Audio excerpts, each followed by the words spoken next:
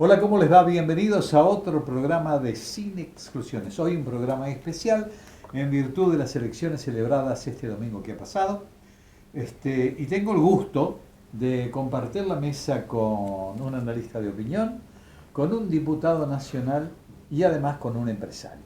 Así que vayamos a presentar a Jorge Jacobe, el analista de opinión, Vicente Such, el empresario, y Daniel Lipovetsky, diputado electo por la provincia de Buenos Aires, diputado nacional por el PRO. Así que cambiemos. Exactamente, por Así cambiemos. que vamos a darle la izquierda al diputado electo. ¿Cómo están?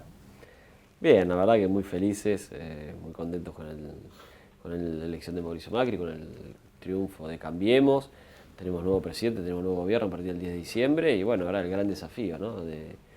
Primero de completar esta transición, esperemos que sea la mejor posible para el bien de todos los argentinos, porque es clave, esperemos que tanto la presidenta como el gobernador Scioli sean ordenados y nos permitan hacer lo mejor posible para que empiece el nuevo gobierno con el objetivo de gobernarlo y mejorar esta Argentina. Así que es lo primero que nos preocupa y después, bueno, claramente empezar a resolver los problemas de la Argentina, que es por los cuales la mayoría del electorado votó un cambio y votó Mauricio Macri. Así que hay que trabajar sobre todo por todo lo que tiene que ver con la inflación, la inseguridad, el narcotráfico, la pobreza de la Argentina y después la unión de los argentinos, ¿no?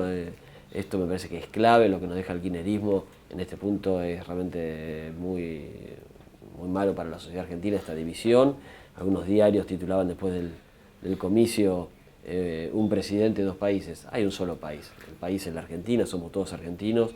Mauricio va a gobernar para todos, para los que lo votaron y para los que no lo votaron, y trataremos de que cada vez los argentinos podamos vivir mejor, que ese es el gran objetivo.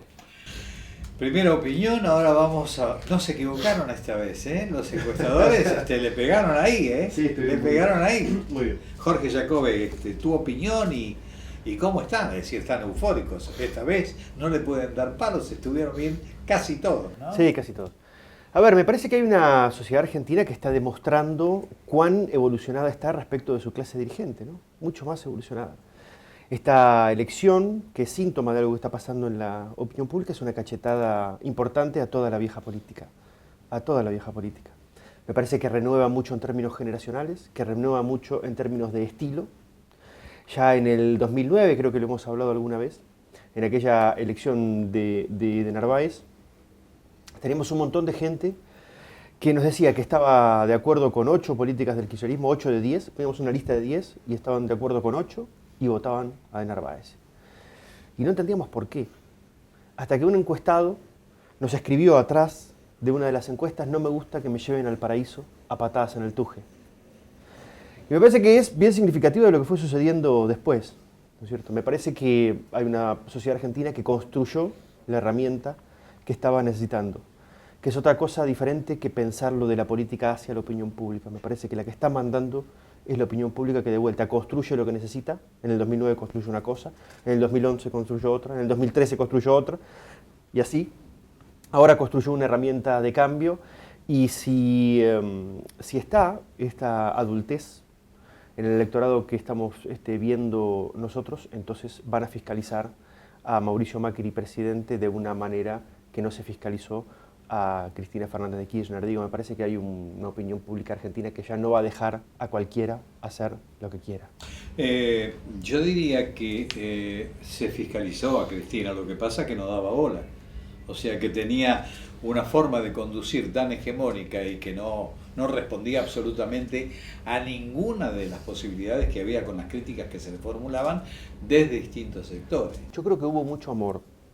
Y el amor es una forma de toma de decisiones que es emocional, que no es racional. Me parece que ahora la cosa circula por otro carril y me parece que es para el bien de todos. Que Mauricio no haya conseguido 54%, me parece que lo saca del riesgo de una hipótesis de soberbia, por ejemplo. Me parece que lo que pasó es muy bueno, es muy auspicioso. Vamos a ver la visión de un empresario, a ver exactamente cómo tomó él esto de la elección. Bueno, a nosotros nos parece lo mismo. Vemos una maduración impresionante de la sociedad, no sé si de la clase dirigente. Observamos que en los lugares quizá más bajos son los que han cambiado la elección. Coincido y me parece bueno que no tengan esa mayoría absoluta para que trabajen, y fundamentalmente se abre un cambio, ¿no? Una perspectiva nueva de trabajo. También los empresarios tenemos que empezar a trabajar. Me parece que estamos todos muy divididos, muy separados, y tenemos que construir una clase empresarial. Nosotros somos industriales, fuerte, muy fuerte, que hoy no está. Hay una serie de promesas que se han realizado durante la campaña, mi estimado Daniel, que van a tener que tener principio de ejecución. Claro que primero tiene que saberse dónde se está parado, ¿no? Es primero saber dónde estamos para saber a dónde vamos. ¿Cómo lo están tomando? Bueno, sí, claramente pasa que venimos de un gobierno que nos ha mentido con los números del INDEC, que no sabemos, no hay estadísticas oficiales, por lo tanto hay un montón de cosas que nosotros tenemos que vamos a ver con qué nos encontramos. La realidad que incluso hoy todavía vemos a un gobierno, a una presidenta que se dedica a firmar decretos de designación de personal, faltando 15 días para irse de gobierno. La verdad que veremos con qué nos encontramos, más allá de que los objetivos políticos que se han fijado, que ya Mauricio nos ha dicho, los vamos a trabajar independientemente del país que recibamos. Uno, creo que muchas de las cosas que no se ha podido resolver, como la cuestión del narcotráfico, tienen que ver con decisiones políticas. El gobierno saliente nunca tuvo una decisión política de luchar contra el narcotráfico por un montón de razones que no hacen al punto ahora, y nosotros claramente va a ser uno de los objetivos de nuestro trabajo a partir del 10 de diciembre. En la conferencia de prensa y aún después, creo que fue en la conferencia de prensa, Macri ratificó el pedido de renuncia a Gilles Carbó, o por lo menos pedir que tenga la dignidad de retirarse a Gilles Carbó y el presidente del Banco Central. Incluso en algún momento, conversando contigo en privado, me dijiste que uno de tus proyectos, estando como diputado, iba a ser generar algún tipo de medida en ese sentido. No solamente con Gilles Carbó o el presidente, sino con designaciones, etcétera, etcétera. Sí, a ver, claramente el procurador es un cargo que tiene estabilidad, pero esta procuradora, la doctora Gilles Carbó, se ha manifestado en primer lugar como una militante política y no como una procuradora que debe defender los intereses generales de la sociedad, que ese es el rol del procurador.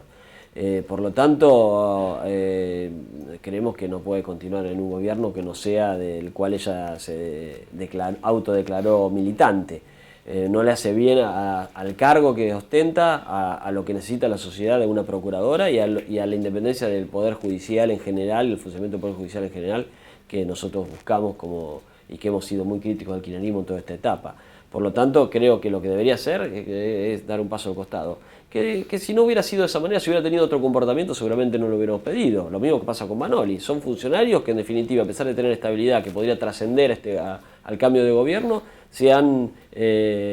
la soberbia y se los ha metido en olvidarse el cargo cualquier detentado para tratar de meter, digamos, la política dentro del cargo, la política partidaria, lo cual no ha sido bueno para el país. Y por lo tanto creo que los dos deberían renunciar, más allá de que, en caso que no lo hagan, analizaremos la posibilidad de un juicio político, porque hay algunas causas que se están evaluando, y también me parece que se puede pensar en alguna reforma de la ley de la Procuración, porque se le ha dado un poder excesivo a la cabeza de la Procuración, y creemos que habría que repensar esa idea. Sobre todo en los casos de subrogancias. Bueno, claramente tenemos que dictar un nuevo fallo una nueva ley de subrogancias, porque la última que fue declarada inconstitucional por la Corte, porque claramente era inconstitucional, violaba la necesidad de la participación de los dos poderes y la falta de estabilidad de los jueces que tienen que reemplazar a otros, y por lo tanto la Corte en este último fallo que sacó la semana pasada nos ha dado las pautas de cuál sería lógicamente y constitucionalmente la ley que deberíamos dictar en el Congreso. Incluso la composición nueva, es decir, volver a la composición del Consejo de la Magistratura, tal como... Bueno, sí, fue declarado inconstitucional la ley que había propiciado Cristina Fernández de Kirchner, que era una ley que no respetaba de ninguna manera el equilibrio de los estamentos que establece la Constitución Nacional en cuanto a los representantes de los abogados, los representantes del Congreso y los representantes de los jueces, y había puesto el eje sobre el poder político. Como en todo esto, el gobierno kirchnerista ha querido cooptar el poder judicial a través de la política, lo cual viola la independencia de los poderes y la independencia de la justicia, y por lo tanto la Corte la declaró inconstitucional, la Cámara, no la Corte, la Cámara Contencioso Administrativa declaró inconstitucional la ley propiciada por Cristina Fernández de Kirchner cuando fue senadora, así que está en vigencia la vieja ley que establecía un Consejo de la Magistratura de 20 miembros. Nosotros tendremos que analizar a partir del 10 de diciembre si mantenemos esa vieja ley o pensamos en un nuevo consejo que respete la Constitución en cuanto al equilibrio de los estamentos, pero con alguna otra composición que haga más ágil el funcionamiento del Consejo de la Magistratura. Me queda una pregunta también que tiene que ver un poco con mi postura personal. En el programa durante casi un año y pico, casi 2 años que lo vengo sosteniendo, que es el problema de justicia legítima. Yo decía que tienen que ser sujetos a juicio político todos los integrantes de justicia legítima. ¿Cuál es la postura de...? Bueno, claramente es otro de los grandes males que nos deja este gobierno, ¿no? Una agrupación política dentro del Poder Judicial, algo impensado en otra época. Pero bueno, es lógico, si intentaron que los jueces fueran electos en una elección, si hubiera prosperado la falsa democratización de la justicia impulsada por el kirchnerismo, en esta elección hubiéramos tenido que votar jueces en las listas partidarias. La verdad que nosotros creemos que aquellos jueces que pertenecieron a la justicia legítima deberemos evaluar si sus fallos fallaron conforme a derecho o conforme a que pertenecían a esa agrupación. En caso que realmente hayan fallado conforme a que pertenecían a la justicia legítima, seguramente serán pasibles de juicio político. Si no, si fallaron conforme a derecho o actuaron conforme a derecho, seguramente que no. Panorama que tenemos de algunos aspectos. Mi estimado Jorge, con respecto a esto y con respecto a las demás cosas que se estuvieron bajando, ¿cuál es la opinión, cuál es el semblanteo que ustedes pudieron obtener respecto de todo este esquema de promesas, de cosas que se tienen que modificar? ¿Qué se percibe? Hay una opinión pública que está pidiendo otros modos de hacer las cosas, ¿no? Porque los planes o las propuestas de los candidatos, en definitiva de cara a la opinión pública, no han sido diametralmente opuestos y han sido en cierta forma vacuos, ¿no? Porque no había información desde la cual partir. Es difícil que un equipo económico genere un plan para proponerle a la opinión pública desde este lugar que decían recién, ¿no? Que decía Daniel recién, desde el dato cero. Este es un país que no tiene datos. Entonces un economista tiene que decirle a la opinión pública, voy a hacer tal plan económico no sabiendo cuáles son las reservas del Banco Central. Digo, todo es una gran locura. Entonces la opinión pública, amén de los contenidos, está pidiendo otro nivel de formas. A mí me da la sensación de que el presidente que viene va a ser un presidente fuerte, pese a lo que se está diciendo. Porque está la necesidad de la opinión pública y porque la historia de la Argentina también así lo indica, ¿no? El que se sienta sobre la chequera domina. Así que no veo con temor los escenarios de un Senado, un diputados dividido, ¿no? Me parece que eso se termina consiguiendo, me parece que los gobernadores alinean sus manos cuando las tienen que alinear a cambio de obra pública, me parece que el resto lo hacen las negociaciones. Veo que Macri va a poder meter mano a lo que quiera meter. Después hay que ver cuánto lo acompaña el escenario y las condiciones macroeconómicas, ¿no? Externas. Hay una opinión pública que llega a la elección sin noción de la crisis que viene. Nosotros medimos antes de todas las elecciones, preguntándole a la opinión pública cómo cree que va a estar el país después de las elecciones, y el 90% de la gente creía que íbamos a estar igual, mejor o mucho mejor. Igual, mejor o mucho mejor. Solo el 10% de la población estimaba que íbamos a estar peor o mucho peor. Es decir, creía que íbamos a estar mejor. Los que votaron a Scioli, los que votaron a Macri, los que votaron a Massa, los que votaron a Margarita del Caño y a Rodríguez Sá. Salvo aquellos que votaron por miedo, ¿no? Si hay bueno, está bien, eso apareció sobre el final. Si hay una crisis por venir, que es lo que todos los analistas dicen, todos los especialistas están viendo y evaluando, pero todos saben que viene, la opinión pública no la está percibiendo como tan grave como se la plantea desde el análisis. Eso va a generar un gap entre lo que hay que hacer y la esperanza de la opinión pública que va a haber que administrarlo.